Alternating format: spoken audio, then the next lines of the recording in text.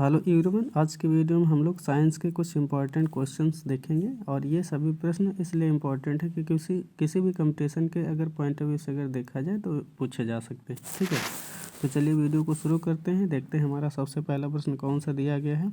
चूने के जल में क्या उपस्थित होता है? तो आपका राइट आंसर हो जाएगा कैल्शियम हाइड्रोक्साइड।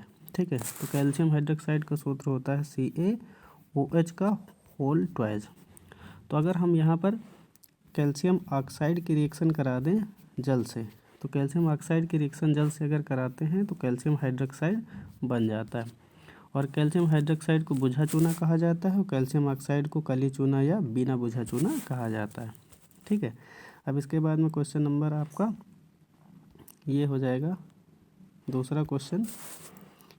किस रेडियोधर्मी तत्व की किरणों का उपयोग कैंसर के उपचार में किया जाता है? तो कोबाल्ट का इस्तेमाल किया जाता है। ठीक है, अब इसके बाद में अगला आपका प्रश्न है, यह सिद्धांत किसने दिया था कि परमाणु सबसे छोटा कण है जो स्वतंत्र रूप से रह सकता है? तो ये डाल्टन ने दिया था। ठीक है, तो यहाँ पर राइट आंसर हो जाएगा डाल्टन। और डाल्टन ने ही परमाणु का सर्वप्रथम सिद्धांत भी दिया था, जिसे डाल्टन का परमाणु सिद्धांत कहा जाता है। और उसी में कहा गया था कि परमाणु सबसे सूक्ष्मतम कण है और अविभाज्य भी है। ठीक है, अगला प्रश्न है हमारा, किसकी मात्रा स्टील में कठोरता प्रदान करने के लिए बढ़ाई जाती है?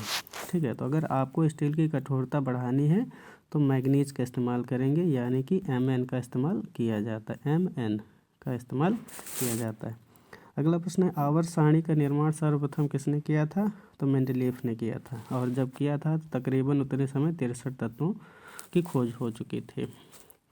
और इसके बाद में क्वेश्चन नंबर आपका है, सर्वप्रथम किसने इलेक्ट्रॉन के तरंग प्रकृति की खोज की थी?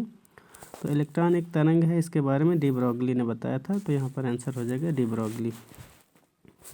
ये आपका नेक्स्ट क्वेश्चन है कि LPG यानी कि लिक्विड पेट्रोलियम गैस कौन सी गैस मुख्य रूप से प्रयुक्त होती है? यानी कि LPG में मुख्य रूप से कौन सी गैस होती है? तो ये ब्यूटेन होती है। हकीकत में प्रोपेन और ब्यूटेन का मिश्रण होती है LPG। ठीक है, तो उसमें आप ज़्यादा मात्रा में ब्यूटेन की बात कर सकते हैं, अर्थात ज़्यादा मात्रा में ब्यूटेन पाई जाती है।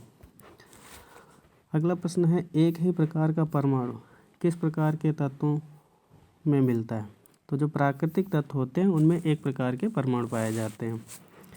अगला प्रश्न है, रक्त कैंसर यानी कि ल्यूकेमिया को नियंत्रित करने के लिए उपयोग किया जाने वाला रेडियोधर्मी आइसोटोप कौन सा है? ठीक है, ल्यूकेमिया अर्थात रक्त कैंसर को नियंत्रित करने के लिए उपयोग किया जाने वाला रेडियोधर्मी आइसोटोप कौन सा है? तो यह है आपका कोबाल्ट 60, इसका इस्तेमाल किया जाता है।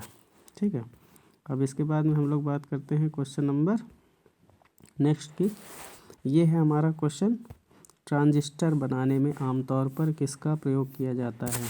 तो सिलिकॉन का प्रयोग किया जाता है, यानी कि Si का प्रयोग किया जाता है। ठीक है, अब इसके बाद में अगला प्रश्न देखते हैं। हमारा अगला प्रश्न है, आधुनिक आवर्त नियमों का प्रतिपादन किसने किया था? तो मोजले ने किया था। ठीक है, तो जो आधुनिक आवर्त सारणी है उसमें परमाणु क्रमांक को आधार बनाकर आवर्त सारणी का गठन किया गया था और एक्सप्लेन किया गया था कि तत्वों के भौतिक और रासायनिक गुण उनके परमाणु क्रमांकों के आवर्ती फलन होते हैं। ठीक है, तो ये आपका आंसर हो जाएगा मोजले। और इसके बाद में क्वेश्चन आपका अगला हो जाएगा, चूने का पानी किसकी उपस्थिति के कारण वायु में रखने पर दूधिया हो जाता है? तो ये कार्बन डाइऑक्साइड की वजह से होता है। ठीक है, तो कैल्शियम ऑक्साइड जो है ना आपका, और जो आपका जल होता है तो वो आपस में जब रिएक्शन करता है तो कैल्शियम हाइड्रोक्साइड बनता है। तो कैल्शियम हाइड्रोक्साइड जो है ना, उसमें एक नेचर पाया जाता है कि जो चूने का पानी होता है वो वायु से रिएक्ट करता है। तो वायु से रिएक्ट होने के बाद में उसमें दूधिया कलर आ जाता है। तो वो आप किसकी वजह से देखेंगे? तो वो CO2 की वजह से देखेंगे।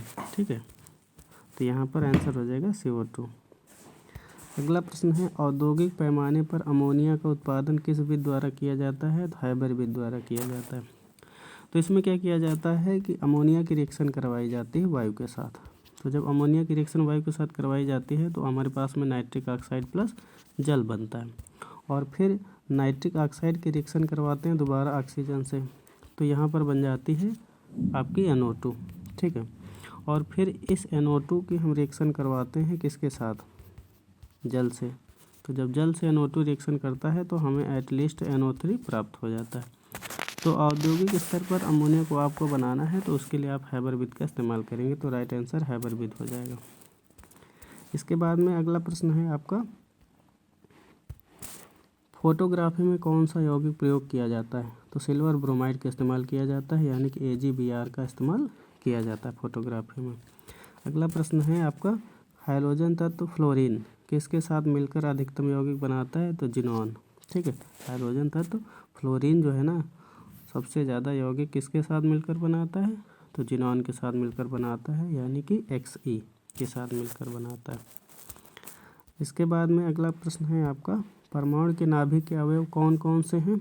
तो प्रोटॉन और न्यूट्रॉन परमाणु के नाभिक के अवयव हैं, मेन कंपोनेंट है। ठीक है, जिन्हें न्यूक्लियस भी बोल सकते हो, क्योंकि प्रोटॉन और न्यूट्रॉन नाभिक में पाए जाते हैं और नाभिक के बाहर इलेक्ट्रॉन चक्कर लगाते रहते हैं। तो ओवरऑल परमाणु जो है ना, इलेक्ट्रॉन, प्रोटॉन और न्यूट्रॉन से मिलकर बना होता है। अगला प्रश्न है कि रेडियो एक्टिविटी का आविष्कार किसने किया था? तो बेकुरल ने किया था। ठीक है, तो यानी रेडियो एक्टिवता की खोज आपके जो साइंटिस्ट हैं बेकुरल, इन्होंने की थी। फिर इसके बाद में हम लोग बात करते हैं अगले प्रश्न की, कोल्ड ड्रिंक्स में दाब के अंतर्गत गैसों में से क्या उपस्थित रहता है? तो ये कार्बन डाइऑक्साइड रहती है, मतलब CO2 उपस्थित होती है। इसके बाद में अमोनिया की हैबर-विद में आयरन उत्प्रेरक के लिए किसका कार्य करता है? ठीक है, अमोनिया की हैबर-विद में आयरन उत्प्रेरक के तौर पर किसका कार्य करता है? तो ये निरोधक का काम करता है। ठीक है, तो ये हो जाएगा आंसर। इसके बाद में आपका अगला प्रश्न है, किसमें भारी जल का प्रयोग न्यूट्रॉन की गति को कम करने के लिए होता है? तो नाभिकीय रिएक्टर में भारी जल का उपयोग न्यूट्रॉन की गति को कम करने के लिए होता है। भारी जल का सूत्र होता है D2O और इसका अणुभार होता है 20। ये भी आपको याद रखना। अगला प्रश्न है, स्टील में संरक्षण प्रतिरोध कौन सा तत्व उत्पन्न करता है? तो निकेल उत्पन्न करता है, यानी कि Ni। फिर इसके बाद में अगला प्रश्न देखते हैं हम लोग, सोडियम हाइड्रोक्साइड यानी NaOH सूत्र वाले रासायनिक यौगिक का नाम क्या है? तो कास्टिक सोडा भी कहते हैं। कहने का मतलब है रिएक्टिव होता है और त्वचा पर पड़ने पर ब्लिस्टर यानी कि फफूंदी क्रिएट करता है, तो इस वजह से इसको हम कास्टिक सोडा भी बोलते हैं। रासायनिक नाम सोडियम हाइड्रोक्साइड है और अणुभार अगर इसका देखें तो वो 40 होता है। अगला प्रश्न है, ब्रह्मांड में कौन सा तत्व सर्वाधिक मात्रा में उपलब्ध है? तो हाइड्रोजन सर्वाधिक मात्रा में पाया जाने वाला एलिमेंट है, तकरीबन 71% पाया जाता है। परमाणु संख्या किस सारणी पर आधारित है? तो आवर्त से रिलेटेड है परमाणु संख्या। अगला प्रश्न है, किस पदार्थ को कटे स्थान पर लगाने से रक्त का बहना रुक जाता है? तो फेरिक क्लोराइड को अगर आप कटी जगह पर लगाएंगे तो रक्त का बहना रुक जाएगा, फेरिक क्लोराइड यानी FeCl3। फिर इसके बाद में हम लोग बात करते हैं क्वेश्चन नंबर नेक्स्ट की, सीसा का निष्कर्षण मुख्यतः किस अयस्क से किया जाता है? तो गैलेना से किया जाता है सीसा का निष्कर्षण। अगला प्रश्न है, किस तत्व की सबसे अधिक आवश्यकता बढ़ते हुए पौधों को होती है? तो नाइट्रोजन को सबसे ज़्यादा ज़रूरत होती है, या नाइट्रोजन की सबसे ज़्यादा ज़रूरत होती है प्लांट्स को, अगर उनको क्या करना है, बढ़ना है या इंक्रीज होना है। अगला प्रश्न है हमारा, किस गैस का प्रयोग वायुयानों के टायरों में भरने में किया जाता है? तो हीलियम का इस्तेमाल किया जाता है और हीलियम के बाद में आप नाइट्रोजन के भी इस्तेमाल कर सकते हो। ठीक है, वायुयान के टायरों में भरने के लिए। अगला प्रश्न है हमारा, उस तत्व का द्रव्यमान संख्या कितनी होगी? यानी उस तत्व की द्रव्यमान संख्या कितनी होगी जिस तत्व के परमाणु में 2 प्रोटॉन, 2 न्यूट्रॉन तथा 2 इलेक्ट्रॉन होते हैं। ठीक है, तो आपको इसका आंसर बताना है, तो इसका आंसर हो जाएगा 4। ठीक है, तो यहाँ पर राइट आंसर हो जाएगा 4। अगला प्रश्न है, बुझे चूने से क्या गुजार कर ब्लीचिंग पाउडर तैयार किया जाता है? तो क्लोरीन को अगर रिएक्ट करवा दें बुझे चूने से तो आपका बन जाता है ब्लीचिंग पाउडर। जैसे रिएक्शन की बात करें तो बुझे चूने का सूत्र होता है CaOH का होल ट्वाइस, जिसकी रिएक्शन करा दो क्लोरीन से। तो जब क्लोरीन से रिएक्शन कराओगे तो यहाँ पर बन जाएगा CaOCl2। ठीक है, तो ये जो कैल्शियम हाइपोक्लोराइड है इसी को ब्लीचिंग पाउडर या बुझा चूना, सॉरी क्या बोलते हैं, विरंजक चूर्ण बोलते हैं। ये आपका अगला प्रश्न हो जाएगा, पृथ्वी की भूपर्पट्टी में सबसे अधिक मात्रा में पाया जाने वाला तत्व कौन सा है? तो ऑक्सीजन पाया जाता है, लगभग 47%। ठीक है, इसके बाद में सिलिकॉन पाया जाता है लगभग 26% और धातुओं में Al पाया जाता है 8%, जो कि सबसे ज़्यादा होता है। ठीक है, अगला प्रश्न है हमारा, यूरेनियम विखंडन की सतत प्रक्रिया के लिए किस कण की ज़रूरत पड़ती है? तो न्यूट्रॉन की ज़रूरत पड़ती है। ठीक है, ये आपको याद रखना है, न्यूट्रॉन की सबसे ज़्यादा ज़रूरत पड़ती है। इसके बाद में अगला क्वेश्चन है, कौन सी गैस आकाश में बिजली चमकने पर उत्पन्न होती है? तो नाइट्रिक ऑक्साइड। ठीक है, कौन सी गैस आकाश में बिजली चमकने पर उत्पन्न होती है? तो नाइट्रिक ऑक्साइड। ये दरअसल विषैली भी होती है, तो ये भी आपको याद रखना है। रंगहीन होती है लेकिन विषैली होती है। अगला प्रश्न है कि पारे को किस धातु के बर्तन में रखा जाता है? तो पारे को लोहे के बर्तन में रखा जाता है, ये आपको याद रखना है। अगला प्रश्न है, ठोस कपूर का वाष्प में बदलना क्या कहलाता है? तो ये एक प्रक्रिया होती है जो ऊर्ध्वपातन के नाम से जानी जाती है, यानी कि इसको सब्लिमेशन भी कहा जाता है। तो सब्लिमेशन यानी कि ऊर्ध्वपातन में क्या होता है कि जो ठोस कपूर होता है वो सीधे गैसीय अवस्था में एक्सचेंज हो जाता है। अगला प्रश्न है, किस कण में कोई द्रव्यमान और कोई आवेश नहीं होता फिर भी प्रचक्रण होता है? तो न्यूट्रिनो न्यूक्लियर, ये हो जाएगा इसका राइट आंसर। अगला प्रश्न है, एल्युमिनियम धातु को प्राप्त करने के लिए कौन सा अयस्क का प्रयोग में लाया जाता है? तो बॉक्साइट का इस्तेमाल किया जाता है। एल्युमिनियम धातु को अगर आपको प्राप्त करना है तो बॉक्साइट अयस्क का इस्तेमाल कर सकते हैं। ठीक है, अगला प्रश्न है, कितने कैरेट का सोना 100% शुद्ध होता है? तो 24 कैरेट का सोना 100% शुद्ध होता है। ठीक है, बेसिकली अगर आभूषण वगैरह देखे जाए ना तो 18 या वो 20 कैरेट के होते हैं, बहुत ज़्यादा 22 कैरेट के होते हैं। 24 कैरेट के आपके जो आभूषण होते हैं वो नहीं बनाए जाते हैं क्योंकि वो फेवरेबल नहीं होते। यहाँ पर अगला प्रश्न है, 18 कैरेट के सोने में शुद्ध सोने की प्रतिशत मात्रा कितनी होगी? तो होगी आपकी 75%, ये मान के चलते हैं। अगला प्रश्न है, अशुद्धियाँ मिलाने पर द्रव के क्वथनांक पर क्या प्रभाव पड़ेगा? स्वाभाविक बढ़ जाएगा क्योंकि उसमें अणुभार यानी कि सिंपल है, डेंसिटी बढ़ेगी, इसलिए उसमें बॉइलिंग पॉइंट चाहे मेल्टिंग पॉइंट दोनों बढ़ जाएंगे। ये हो जाएगा आपका अगला प्रश्न। खाना पकाने वाली एलपीजी गैस सिलेंडर में सुरक्षा दृष्टि से कौन सी गंध मिलाई जाती है? तो जो आपकी एलपीजी होती है ना वो सही मायने में ब्यूटेन और प्रोपेन का मिश्रण होती है, लेकिन वो दोनों गैसें गंधहीन होती हैं, यानी कि रंगहीन, गंधहीन, स्वादहीन सब होती हैं। तो उसमें गंध पैदा करने के लिए, स्मेल उसमें किस प्रकार से आए इसके लिए उसमें मरकैप्टैन का इस्तेमाल कर दिया जाता है और इसी की वजह से एलपीजी में दुर्गंध आती है। ठीक है, इसके बाद में हम लोग अगले प्रश्न की बात करते हैं। हमारा अगला प्रश्न है, सभी यानी कि हीलियम को छोड़कर अक्रिय गैसों की बाह्य कक्षा में कितने इलेक्ट्रॉन होते हैं? तो होते हैं वो 8 इलेक्ट्रॉन। यहाँ पर 18 लिखा है, ठीक है, इसको थोड़ा सा कट कर देते हैं। बाह्यतम कक्षा में 8 इलेक्ट्रॉन होते हैं और हीलियम के बाह्यतम कक्षा में 2 इलेक्ट्रॉन होते हैं। ठीक है, हालांकि हीलियम का इलेक्ट्रॉनिक विन्यास 1s2 होता है, तो s ऑर्बिटल में 2 इलेक्ट्रॉन भर सकते हैं, तो स्टेबिलिटी को ये भी दिखाता है। बाकी और जो भी अक्रिय गैस है जैसे आपका नियान, आर्गन, क्रिप्टॉन, जिनान, रेडॉन, इनके बाह्यतम कक्षा में 8 इलेक्ट्रॉन होते हैं। अगला प्रश्न है, अल्फा और बीटा किरणों की खोज किसने करी थी? तो रदरफोर्ड ने करी थी अल्फा और बीटा किरणों की खोज। ये आपका अगला प्रश्न हो जाएगा, सुपरसोनिक यान समताप मंडल में कौन सा पदार्थ विसर्जित करते हैं? तो ये आपका नाइट्रोजन की ऑक्साइड जो है ना ये वहाँ पर रिलीज करते हैं।